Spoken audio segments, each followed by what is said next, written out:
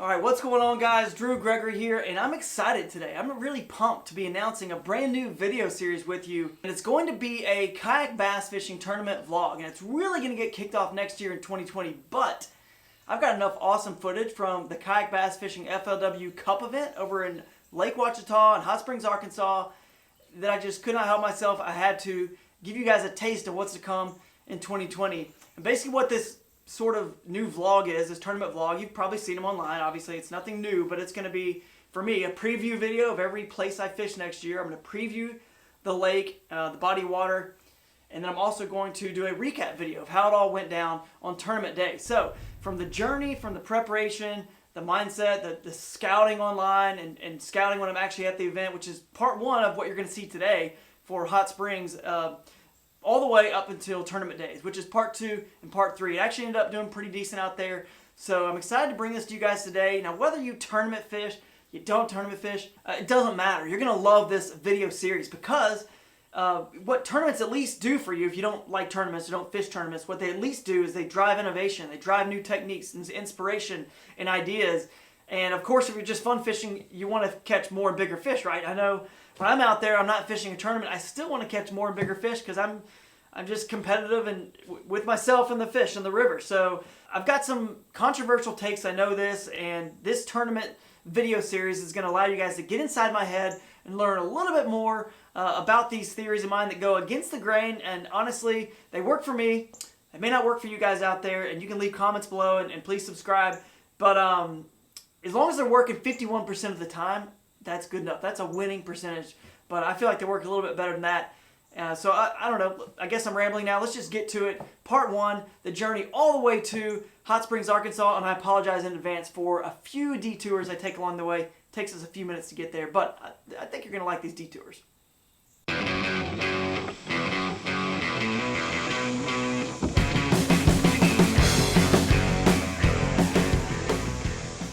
Alright guys, my adventure actually starts back home in Charlotte, North Carolina before I left. There's a lot of pre-tournament prep I did, and I loaded up the River Bass and RV, hooked up the Tennessee trailers, threw a bunch of Jackson kayaks on there and a Blue Sky Angler 360, and headed north to Ohio. Now that is crazy. Why am I going north to Ohio before I go west to Arkansas? Well, I had a little family trip planned, if you guys don't mind. We'll do a little side story here, a family trip with the in-laws. So I went to Stowe, Ohio, where they live. We spent a few days there.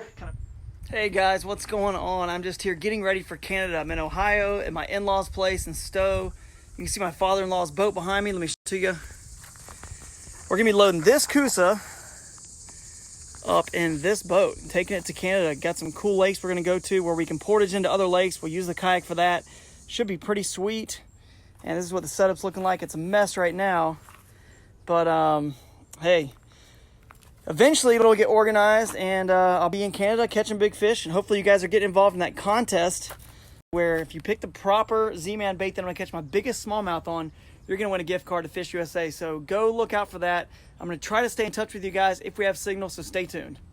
We spent a few days there, kind of packed up their vehicle, and then we took off actually up to Canada. So now I'm going the complete wrong direction, up to Canada to some random lake that they wanted to take me to. They've been going to for years. We had a blast. We caught tons of fish, and it was just a good way for me to sort of prep for the tournament, get all my gear, you know, in order. Oh, quick fish. Oh man. What a beautiful fish.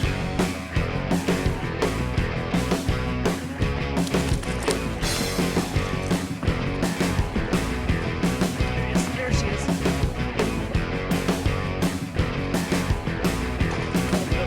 And I found a pattern, the TRD crawl on these sheer rock banks.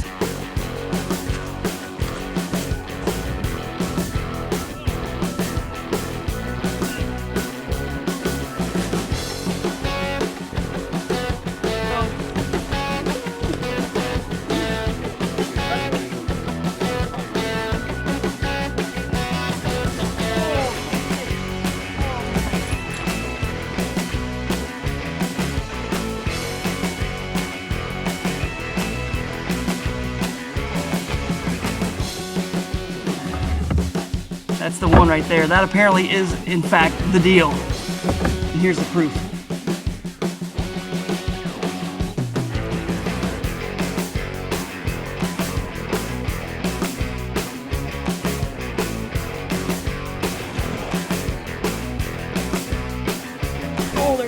off, I'm gonna inhale it.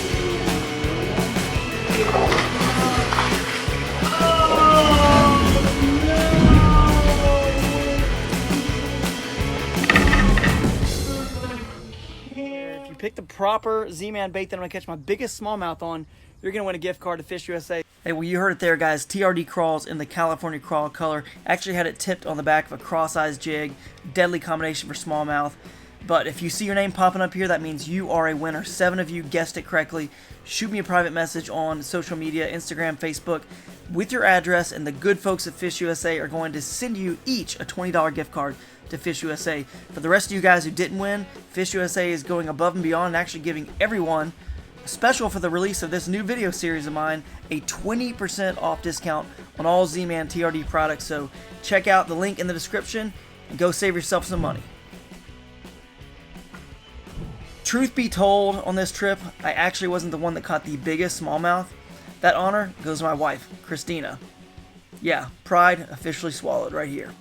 Then we actually left after spending a week up there and went down south to Pennsylvania for the weekend for a family reunion. So I'm already logging a lot of miles in the RV. It's definitely going to be a long trip, I can already tell. But it's been fun. So then we take off from Pennsylvania. Actually, I take off. I leave my wife and my son Theo back behind, and I meet up with a special guest that's going to join me on this adventure. I left room for him on the trailer for his Liska, Jackson Liska, and that is Mr. Matt Ball, former Kayak Bass Fishing National Championship winner, and just a good guy overall. So I'm so glad I was able to be kind of in his neck of the woods right before I have to head to Arkansas, because now I got someone to share the driving responsibilities with. All right, heading out. Look who's driving. Woohoo! Heading out to the KBF FLW Cup event. Leaving the ball house. That's right, leaving the ball house right now. And we're gonna have a ball. Yes, we are. My wife would say that was a dad joke, and I never Yes, it said it. is. So, but we're a couple dads now, so hey, road trip. Road trip. We took off and of course headed west, and just had all kinds of time to talk and have a good time out there on the road, and make some memories together.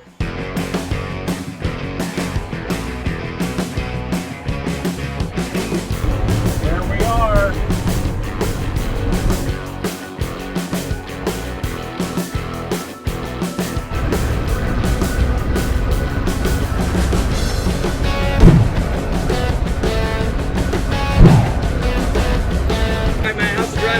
Driver's seat the whole time, dude. Been going good. Yeah, the RV must drive pretty good. The RV's nice. Yeah, this guy's a champ. Filling up the gas now. Here's the setup. She needs bath. That's for sure. I don't know where we're at. We're almost to Memphis, maybe? Clarksville? I don't know. Oh, I guess we're going towards Memphis.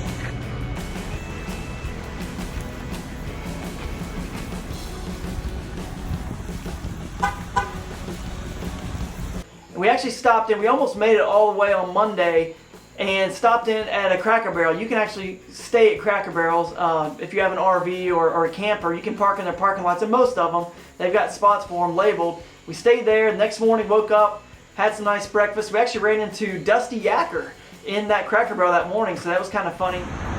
This is for Ron Champion. Oh, yeah. Breakfast of Champions. Thanks, man. And we can get something for the ladies.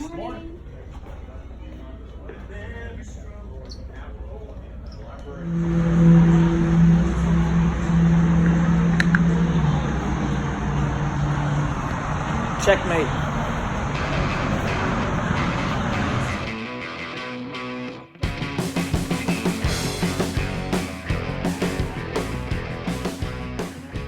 And then we took off even further west, finally to fish on Tuesday. About midday we got there, and we put in at this place called the Irons Fork. So we have an Irons Fork recreation area that's further down south, and then I actually put in at the bridge of the Irons Fork River, because I wanted to see, there's a lot of deep pools in that river. It looked like on satellite imagery there was a lot of skinny water, a lot of shallow water, but yet some deep pools. I thought maybe there's going to be some big fish there and some smallmouth. But according to the kayak bass fishing rules, we actually had to be able to float into Lake Ouachita to be legal. So if we had to get out in portage on our kayak, we couldn't do it. We had to float in there. So the only way to really know if I could float in there was to put it in at the bridge and go downstream. And right off the bat, I could tell it was skinny, shallow, with a lot of grass and just shallow water until you get to the bigger pools. This video is proof that I am floating slash paddling my way through all this. As much as it sucks doing it. Scooching. You know, I spent a lot of time scooching that day and figuring out just how shallow of water I can go through in my Coosa without having to get out. So I wanted to stay legal, so I got some pretty cool video of that.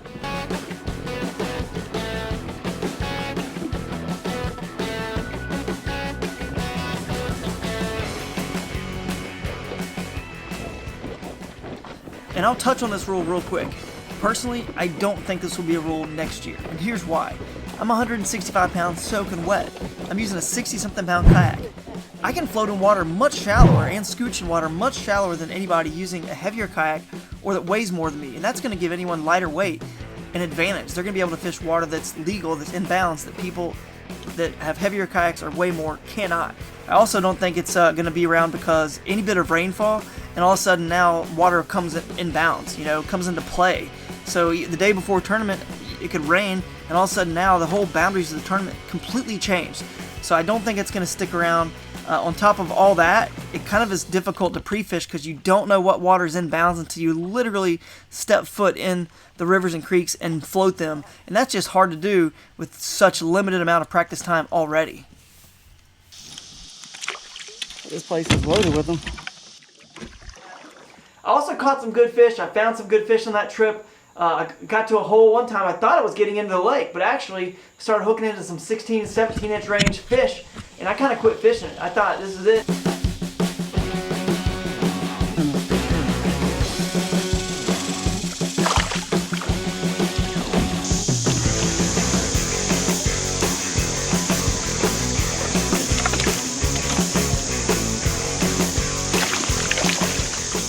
She gone.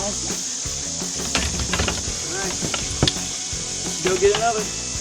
Retie some Z-Man.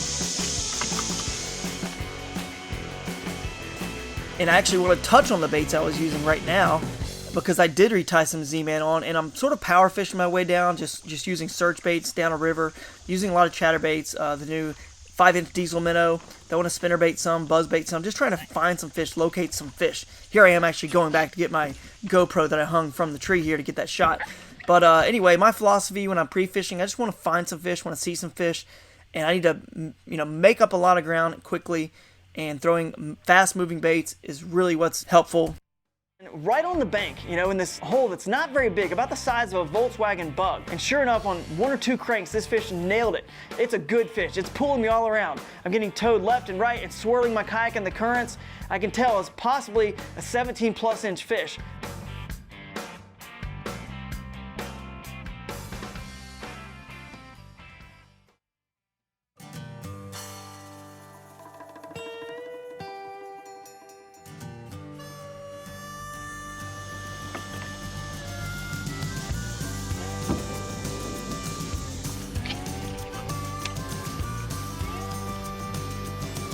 And unfortunately, later, downstream, I was not in the lake yet. I actually got to some shallow water, and then it was more professional scooching, just trying to figure out how much I can push.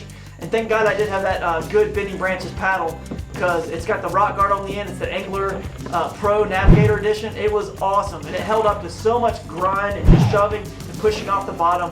But it was a lot of fun to fish the river, but sadly for me, there was a section that was so shallow, I just could not. It would have been such a workout. I technically could have done it, but it's like imagine scooching in about 1 or 2 inches of water, shallow water for, I don't know, half a mile or a quarter mile nearly. Once it's all added up together, it probably would have been that much. It just wasn't worth it. So I met up with Matt Ball downstream. Matt actually went up from the Irons Fork Recreation Area, access on the lake, and I met him downstream. We kind of met right where the river dumps into the lake, and lucky for me, he had a Torpedo, and he just towed me out. We were able to save a little bit of time, and we took off to Highway 27 Fishing Village, and that is pretty cool. That's where we stayed the night. We met a really nice guy there that runs the place. He showed us around the entire area. and even showed us a pretty cool river access point on the Ouachita River, which is where we ended up going the next day. So now, this is day 2 of pre-fishing. We go up the Ouachita River, and Matt is actually going to start at the bottom, and I'm going to go to the top, and we're going to crisscross. So I'm going to go up, I'm going to put in with the RV, so that's what I did. And then it was actually interesting. I met a character at the put-in that morning, and he looked a little sketchy. No cars were there, it's just a guy with a little fire going, a little small tent and a backpack. Actually turned out to be a really nice guy, because I'm thinking, oh boy, here it goes. You know, I don't know what I'm going to get hit up for when I see this guy, but his name was Vincent. He goes by Mountain Man. He's actually really cool, and he was out there testing a product that he had designed for you know, camping in the wilderness and hiking in the wilderness and then sleeping in the wilderness. He had wanted to ride to Hot Springs, Arkansas. He had no way to get there. He asked me if I was heading there, and I mean, I was like, yeah, actually, we kind of are. Again, normally I would not do this, especially now with a family and a little boy, but he seemed like a nice guy. He was very, very respectful. He helped me get my kayak down to the water. Let's slide the front end, I guess. Just slide it like this.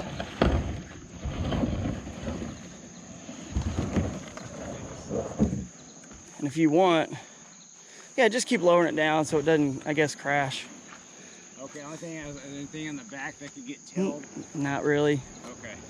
You're good. And it's just gonna stop right there probably, isn't it? Yep. So when I get down there, I can just keep pulling in. I'm gonna get a shot of the river here. That's a pretty river. So I actually head downstream and I run into Matt Ball about halfway through the float. I give him the keys. I was supposed to hide the keys in the RV, but I gave him the keys and said, good news, bad news, Matt. Here's the deal. Okay, there is going to be a very tough cliff. You have to drag your kayak up to get out of the river up there. It's a tough access point, especially for getting out. The good news is there's going to be a guy there waiting for you, and he's going to help you actually get out of the river. The other sort of bad news is you're going to have to take that guy in the RV with you and drive him back to meet me here at the takeout, and then we are actually going to both take him over to Hot Springs with us. And he's like, what? And I don't want to get into the whole thing because we actually did a podcast, Matt Ball, myself, and Dr. Kenneth Noisewater. If you haven't checked out the Hooked on Wild Waters podcast, you got to check it out because we do a podcast with Matt Ball. We get way more in depth with Mr. Mountain Man here. But anyway, Matt was rolling his eyes and we're like, oh boy, what in the world is Drew got me into? But pre-fishing that day was actually pretty good. You know, we caught good numbers of fish. We feel confident about our odds at getting a limit. And a limit is so important. If you can get 5 fish every day, then you're already ahead of the game for sure. The problem with, you know, the first couple miles especially that I fished a little bit harder, didn't fish it too hard, but was good habitat. It looked amazing for bigger smallmouth. I ended up catching one smallmouth that was in the 17-inch range. So there was definitely potential there. The problem was, as rivers transition into lakes, at some point there is a dead zone usually. And there was sort of a couple, like a mile and a half of good water, then another mile and a half, 2 miles of transition, sort of dead zoney stuff. It's silty, just sandy. You don't have any more of those big boulders. The things that I really like to see, bigger rapids, more oxygenated water, the things I love to see, no plant life for big smallmouth. That's what I love to see, okay? You want to see that stuff. But then later on, it starts to get into the lake a little bit more, and you see more wood on the banks. I'm catching only largemouth and predominantly largemouth, and they're bigger in size. And I think they're just lake largemouth looking to cool down because the lake was like 90 degrees water temps, looking to cool down with the 83, 84 degree water coming out of the river. So the good news is I got a pattern. There's some good sized fish here, and I think you know, this is something we can work with. Matt and I had to get off a little early and head all the way back into Hot Springs because there's actually a pretty cool rules meeting / dinner they had planned for us there.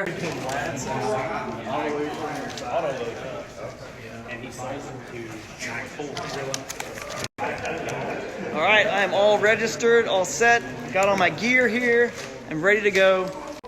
So guys, kayak bass fishing and FLW have done an incredible job here. I'm at the captain's meeting / dinner tonight. As you can see behind me, they spared no expense. This is really well done. So I'm excited to see what is in store for us the rest of the week, and hopefully a bunch of big fish, probably on some Z-Man. Hats off to FLW and Kayak Bass Fishing for really doing a great job putting on that entire pre-tournament experience for us. It looked very professional and made us feel like this really was the Cup. This really was the championship event. So I can't wait to see what happens next year when they team up in a bigger capacity. We have more of these Pro Tour type events where, you know, it's just a top of the field in terms of kayak anglers, top of the field in terms of payouts. It's going to be pretty exciting to see what comes of it. You guys be sure, if you're coming out to Hot Springs, check out the seminars Friday, Saturday, and Sunday. What's this? What's going on here? That's a pretty good looking lineup. We'll see you guys out here on Sunday for the championship here of the FLW Cup. Someone's going to walk away with $300,000, so that'll be exciting. See you then. We had a great time in Hot Springs that night. Everybody, you know, rolled out the red carpet, the city, KBF, FLW. But of course, we got to head back. We got one more day of pre-fishing left, back to the Highway 27 fishing village. We stay the night there, wake up at the crack of dawn, and we got a new strategy for the day. We got to find a plan B or plan C. So I actually take the Blue Sky Boatworks Angler 360 up a creek. Matt goes a different direction, and I'm cruising. It's actually a creek called Mud Creek, and I go all the way to the end. I go as far as I can go. I'm looking for stained water, moving water, lower water temperature, some aggressive fish. I go as far as I can go, and when I hit a shoal, I get out and I start, you know, on foot. Now I got to make sure that I'm looking at the shoals, making sure I can get my Kusa down this. Can I scooch down this if I were to put in, let's say, a bridge upstream? So I take off on foot. I'm wading up this creek, you know, making casts. I just got one rod and a spinnerbait with me. That's all I took.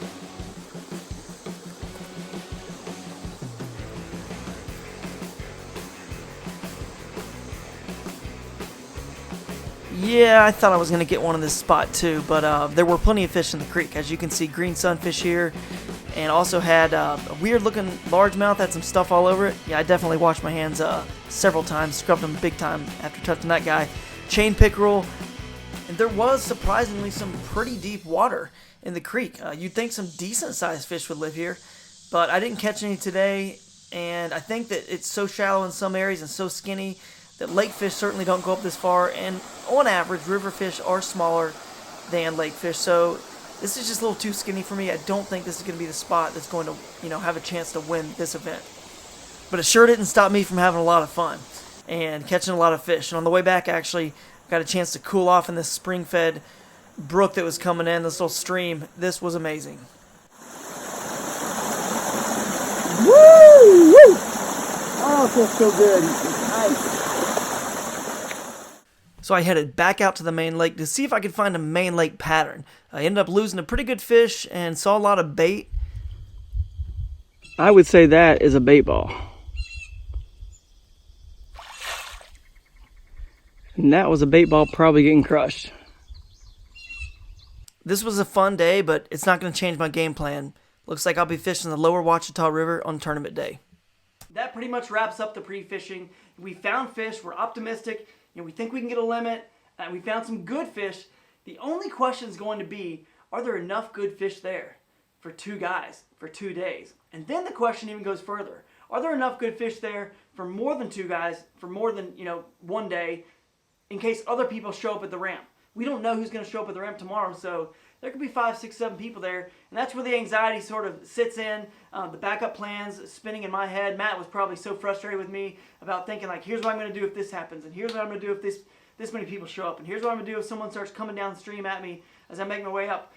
Just all these different scenarios running through my head. I like to play them all out. I think it's fun, and it was probably causing Matt more anxiety than he needed. But anyway, we just don't know what's going to happen until tomorrow, and you're going to see all about it in part 2.